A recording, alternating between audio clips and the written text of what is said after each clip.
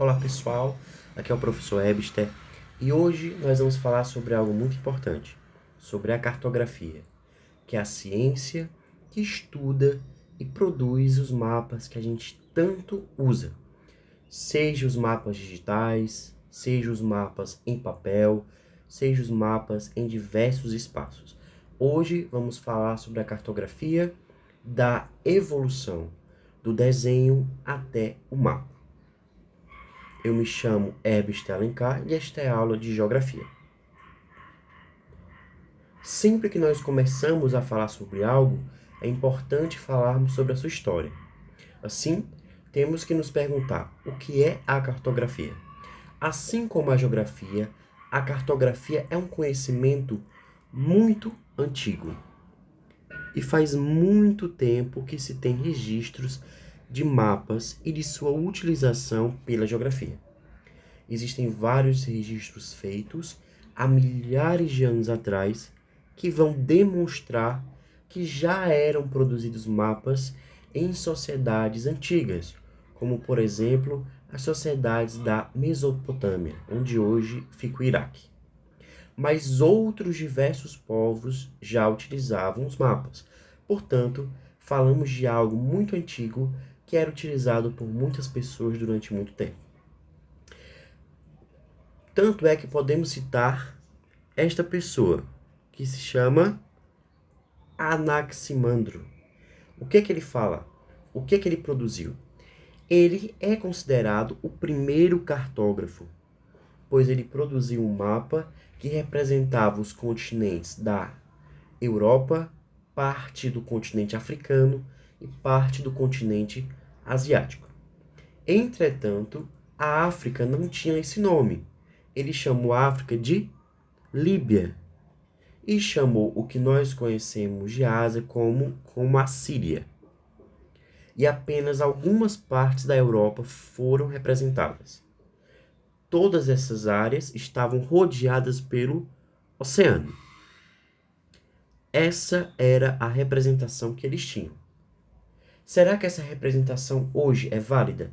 Não é, mas a gente pode ver que ainda existem traços muito fiéis à realidade, como por exemplo a Itália, Turquia e várias outras regiões que, se você for pegar o mapa de hoje, são muito parecidas. Ou seja, há milhares de anos os mapas já eram produzidos e muito importantes. Foi a partir disso que esse mapa ele é considerado um dos mais antigos do mundo ainda em uso.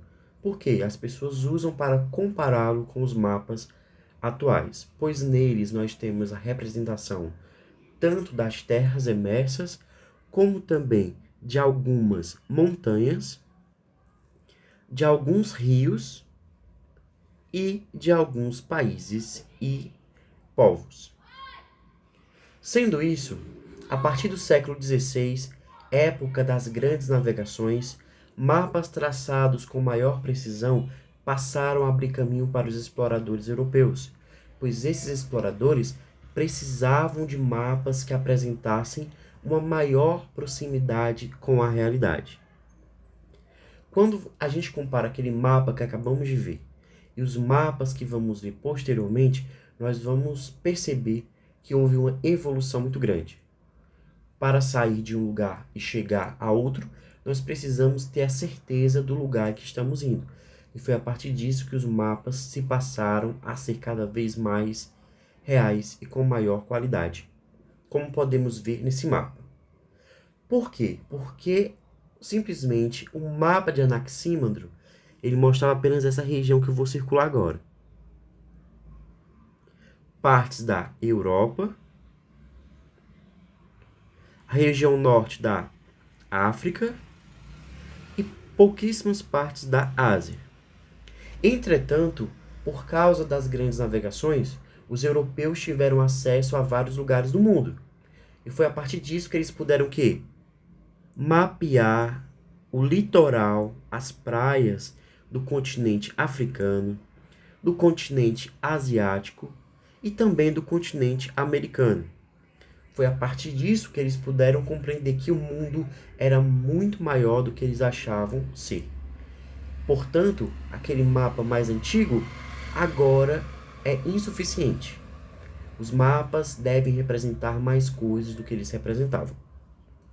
Sendo isso, eles criaram mapas com muita qualidade, mas por saberem de poucas técnicas, eles também colocavam a parte artística. É por isso que a cartografia é uma ciência, é um conhecimento e é também uma arte, como nós podemos ver aqui, ó. Podemos ver essas embarcações e também esses seres mitológicos. Tudo isso representa a arte do povo. Nós podemos ver também como era bonito os mapas que eles faziam naquele tempo, pois era uma técnica muito importante que somente as pessoas com muito conhecimento podiam desenvolver. Foi a partir disso, com essas contribuições, que chegamos ao século XX, século passado, que ele foi muito importante, pois ele mudou os mapas. Pois a partir dele foram criadas novas tecnologias que ajudaram a fazer os mapas com maior realidade. Principalmente nós temos o GPS, que é o Sistema de Posicionamento Global, que, como nós sabemos, ele vai nos ajudar a entender a localização exata dos lugares. É importante para os mapas online, é importante para a nossa localização e principalmente para as pessoas que produzem o mapa. Vamos comparar o primeiro mapa que vimos com esse mapa. Vamos fazer o círculo. O mapa de Anaxímandro hoje corresponde um pouco à realidade. Isso quer dizer que nós evoluímos bastante. Nós criamos novas tecnologias e evoluímos a ponto de termos mapas do mundo todo com muitos detalhes que mostram rios, mostram paisagens, os nomes dos países, enfim. Os mapas hoje podem representar tudo. Tanto é que hoje os mapas deixaram de ser apenas utilizados por pessoas muito ricas, apenas utilizados em guerra, e hoje são utilizados por todos. Antes os mapas eram utilizados por pessoas muito ricas, por pessoas que eram comerciantes, por pessoas que estavam em guerra. Hoje todos nós podemos utilizar os mapas por meio dos aplicativos, dos sites que muitas vezes são gratuitos. Só que nós chegamos agora em algo muito interessante. Hoje, os mapas eles devem ser padronizados. Não é qualquer coisa que é mapa. Para ser mapa, você tem que estar dentro de um padrão. Para você produzir um mapa, você tem que seguir algumas regras, que são chamados elementos de um mapa. Por quê? Porque existem diversos tipos de mapas para cada coisa que a gente quer falar. Existem mapas de vegetação, que são as plantas. Existem mapas que mostram os rios, as serras, as estradas, os bairros, as cidades. Mas todos os mapas devem seguir regras, que são chamados os elementos. Para ser considerado um mapa, ele deve ter título, fonte, rosa dos ventos ou a sua orientação, deve ter a escala, deve ter a legenda, as coordenadas geográficas e a localização do lugar que você está representando. Vamos explicar cada um especificamente. Vamos analisar os elementos deste mapa que estamos apresentando. Este mapa está no livro de vocês. Vamos colocar todos os elementos do mapa e compreender. Vamos começar com o título. Todo título fica na parte superior do mapa, fica na parte de cima do mapa. E o título indica o assunto que está sendo representado no mapa. Nele deve constar o nome do local, da região, do estado, do país ou do continente que está sendo representado. Nesse caso, qual é o título desse mapa? Brasil, taxa de alfabetização das pessoas de 15 anos ou mais em 2015. Ou seja, o título é o nome do mapa. Assim como eu e você temos nomes que só a gente tem, todo mapa possui o seu nome. Se você vê um mapa que não tem nome, aquilo não é mapa, é uma figura. Todo mapa tem nome. Todo mapa tem título, que é o seu nome. Assim como eu e você temos os nossos nomes próprios, que somente eu e você temos esse nome. Todo mapa tem o seu específico. A data. A data corresponde ao ano em que aquelas informações foram tiradas. Quando foi que essas informações foram tiradas? No caso do mapa que estamos vendo, essas informações de alfabetização são de 2015. Hoje estamos em 2021. Pode ser que esse mapa esteja desatualizado. Então, a data é importante para saber quando. Quando esse mapa foi feito. Essas informações são de que ano? Nós também temos a localização do espaço representado, que nos ajuda a facilitar a localização. O espaço representado deve ser mostrado sempre na parte maior que ele pertence. No caso, nós estamos representando o Brasil. Para isso, você deve colocar um globo e a localização do Brasil no mundo, para que uma pessoa que não mora no Brasil possa saber se orientar pelo seu mapa. Vamos continuar. Outro elemento do mapa, as coordenadas geográficas, que são essas linhas verticais e horizontais, que ajudam a saber onde é o norte, o sul, o leste e o oeste. Como já vimos, são determinadas pelos paralelos e os meridianos. O mapa deve possuir essas linhas imaginárias, pois sem elas não é possível localizar o espaço geográfico representado. São muito importantes para saber aonde aquele mapa está. Se é no hemisfério norte, sul, se é no hemisfério oriental ou ocidental. Outra coisa, temos a legenda. O que o seu mapa fala? O seu mapa fala de quê? Fala sobre o quê? Vimos que o título é o nome do mapa. Já a legenda é a coisa que o mapa fala. Situada geralmente dentro do quadro do mapa, mostra os símbolos e as cores empregadas e seus respectivos significados. No caso do mapa que estamos vendo, quanto mais vermelho for, quer dizer que mais pessoas sabem ler e escrever.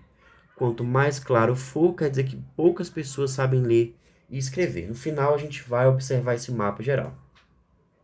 Vamos para a fonte. A fonte indica a origem do mapa ou o cartógrafo, a pessoa que fez, ou seja, quem fez o mapa? Quem fez o mapa? Está aqui na fonte. No caso aqui foi o IBGE, que é o Instituto Brasileiro de Geografia e Estatística. Da mesma forma que a gente deve dar os créditos a quem faz as coisas, como por exemplo, o nome do autor de um livro, a gente deve dar o nome do autor do mapa. A escala. A escala é a relação entre as dimensões do que é representado em um mapa e as dimensões reais correspondentes. Por que é muito importante? A escala é importante porque ela mostra o número de vezes que a realidade foi diminuída para ser representada. A escala fala sobre o tamanho. Por exemplo, aquele mapa mostra muitas informações ou poucas informações. Simplesmente esse mapa fala sobre a sua rua, o seu bairro, sua cidade, seu estado, seu país ou sobre todo mundo. Isso tem a ver com a escala, que é o tamanho. E chegamos na orientação. A rosa dos ventos ou a orientação da direção norte deve constar no mapa para que possamos nos guiar no espaço terrestre representado quando o lemos ou interpretamos. No caso do mapa que estamos, ele tem a rosa dos ventos, que indica o norte, leste, oeste e sul, além dos pontos subcolaterais. Dentro disso, chegamos na interpretação do nosso mapa geral. A gente viu que o nosso mapa tem título, data, localização, coordenadas geográficas, legenda, fonte, escala e orientação. Este é realmente um mapa de verdade. é um mapa verdadeiro. Por que é um mapa de verdade? Porque ele tem todos os elementos de um mapa de verdade. Tem o seu nome, que é o título, tem quem fez, é a fonte, tem a legenda, o que está sendo representado, pode ser representado por cores ou símbolos, tem a escala, qual é o seu tamanho, tem a orientação, onde está, norte, sul, leste, oeste, tem a localização, qual é o país que eu estou representando, tem as coordenadas geográficas, aonde fica, fica no hemisfério norte, sul, leste, oeste, e tem o seu título, que é o seu próprio nome, ok? Dentro disso, podemos dizer que um mapa pode representar muitas informações.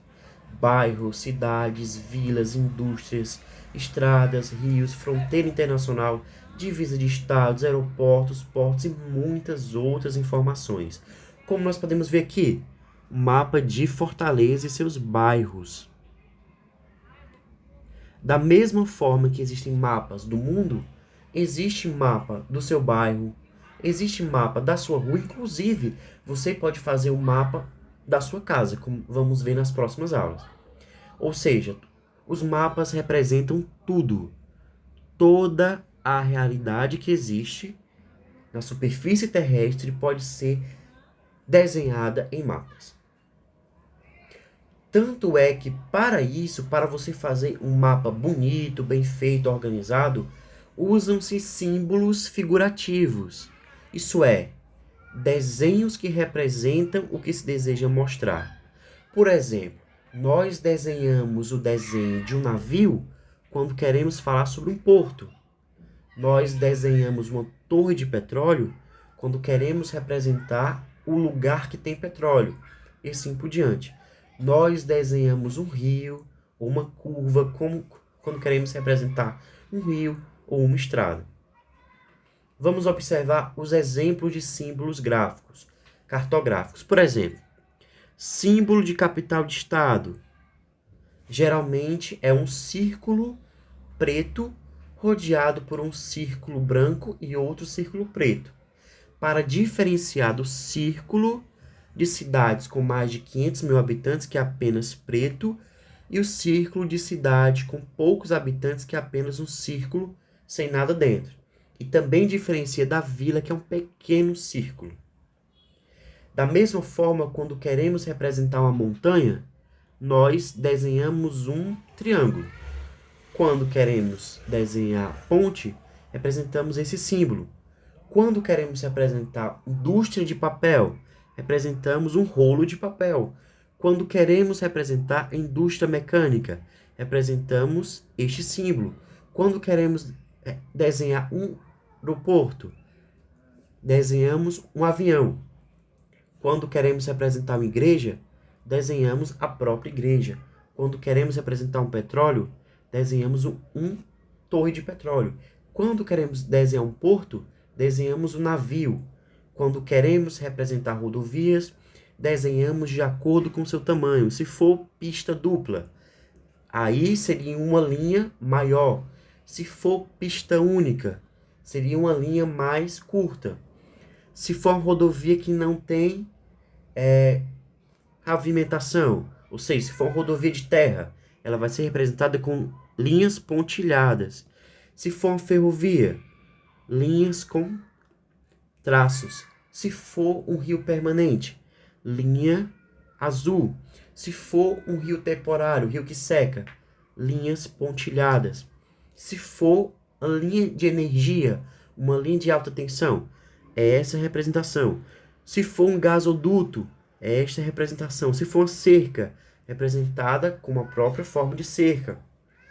Se for uma fronteira internacional, é uma linha mais escura. Se for uma divisa entre os estados, é uma linha mais clara. Se for o limite que divide municípios, é uma linha pontilhada. Se for uma cultura de café, que são o quê? Cultivo de café, a plantação de café, vai ser dessa cor. E assim sucessivamente. Cada um tem sua cor, como por exemplo a floresta. Geralmente é verde. Os campos, que são áreas que foram desmatadas, geralmente tem outro tom de verde um pouco mais claro. Temos também um lago, representado com azul claro. E temos represa representada tanto pelo azul como também pelo seu tamanho. E assim sucessivamente. Portanto, os cartógrafos usam diversos símbolos na elaboração de mapa. Dependendo de cada representação, novos símbolos podem ser criados. Por quê? Porque os símbolos cartográficos são também chamados de convenções cartográficas. E isso é utilizado no mundo todo. Se você pega um mapa dos Estados Unidos, da China, de qualquer país do mundo, vão ter os mesmos símbolos. Pode ter mais símbolos? Pode. Pode ter menos símbolos? Pode. Mas geralmente são os mesmos. No entanto, nem tudo pode ser representado por símbolos figurativos. Nem tudo dá para ser desenhado. Nesse caso, nós vamos utilizar outros recursos ou modalidades, como as cores, por exemplo, para representar diversas culturas, figuras geométricas, etc. Portanto, os símbolos constantes no mapa devem estar inseridos em uma legenda. Cada símbolo deve ter um nome. Assim como vimos o símbolo de navio, do lado tinha o nome porto. Todos os símbolos devem ser explicados. Como podemos ver aqui nesta imagem, todos os símbolos que estão nessa imagem, neste mapa, são diferentes do que nós vimos. Por quê? Existem milhões de símbolos, mas eles estão representados aqui na legenda. Qual é o papel da legenda? Informar, dizer do que o mapa fala. Que aqui no caso, qual é o título do mapa? Qual é o nome do mapa? Brasil, principais depósitos minerais. Quando foi essa informação? 2015, que é a data. Título. Principais depósitos minerais, data. Quando foi esse mapa? 2015. Rosa dos Ventos, orientação. A localização do Brasil no mundo. Para justamente quem não mora no Brasil saber que esse mapa é do Brasil. Fonte. Quem fez? Quem fez esse mapa? Bom, essas são as informações muito importantes, sem contar também nas coordenadas geográficas para dizer aonde estamos, que é no caso, norte, sul, leste e oeste. Dentro disso, a gente pode representar também a Terra de várias formas. Do mesmo modo que você pode desenhar, por exemplo, seu quarto, justamente em uma folha de papel, muitos cartógrafos desenvolveram várias formas de representar a Terra, seja por meio de globo terrestre, mapas, que são os planisférios, ou até mesmo os mapas digitais, que são os aplicativos. Vamos começar falando sobre o globo terrestre. No globo terrestre, reproduz-se de modo aproximado a forma da Terra, ou seja, ele busca fazer uma imitação, ele busca imitar o formato da Terra. Assim, as direções e as distâncias relativas entre os pontos das superfícies são mantidos proporcionalmente. Norte e sul, leste e oeste, todos os continentes são retratados. Mas, ao mesmo tempo, a representação da Terra por meio do globo possui duas desvantagens, duas coisas ruins. A primeira coisa, nós temos poucos detalhes sobre a superfície da Terra, pois não apresenta casas, ruas, vilas, estradas, campos de agricultura, etc. Ou seja, temos poucos detalhes. Outra coisa ruim, nós não conseguimos ver o outro lado do globo. Não possibilita visualizar toda a superfície do planeta ao mesmo tempo. A gente tem que girar o globo terrestre para poder chegar até o outro lado. Por quê? Para compensar essa desvantagem, nós criamos mapas que representam partes menos abrangentes da superfície da Terra, como os países, estados, municípios, bairros, fazendas, ruas. Por meio dessas representações é possível mostrar detalhes que o globo terrestre não pode representar. Vamos observar dois exemplos disso. Se você for pegar, por exemplo, o globo terrestre, você não vai conseguir ver o centro do Rio de Janeiro, nem o centro de qualquer cidade do mundo, nem o bairro, nem as ruas da sua casa. Entretanto, quando a gente faz um mapa, você pode representar tudo. Você pode representar o seu estado, sua cidade, as ruas, tudo. Essa é uma forma de poder superar aquele problema que o globo terrestre tem, que é não trazer muitas informações. Agora nós chegamos no planisfério. Planisfério é a mesma coisa que mapa em um papel, que no caso é o mapa de todo o planeta, de todo o planeta Terra. Por quê? Porque o planisfério é um mapa que representa toda a superfície terrestre em um plano, em um papel, tá como um mapa mundi. Ou seja, é possível observar toda a Terra ao mesmo tempo. Ele tenta superar aquele problema do globo terrestre, mas como nós sabemos, também há problemas que vamos ver nas próximas aulas, o que facilita o estudo comparativo dos continentes, dos países, das regiões, certo? Para poder superar aquele problema do globo terrestre que você só vê de um lado e tem que girar para ver outra parte da Terra.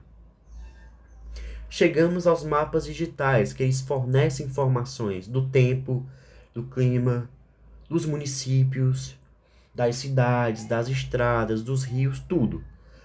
Como nós podemos ver aqui nesse mapa do Ceará, que traz as represas, as barragens, os açudes, também traz os municípios, os nomes dos rios e as principais estradas do estado.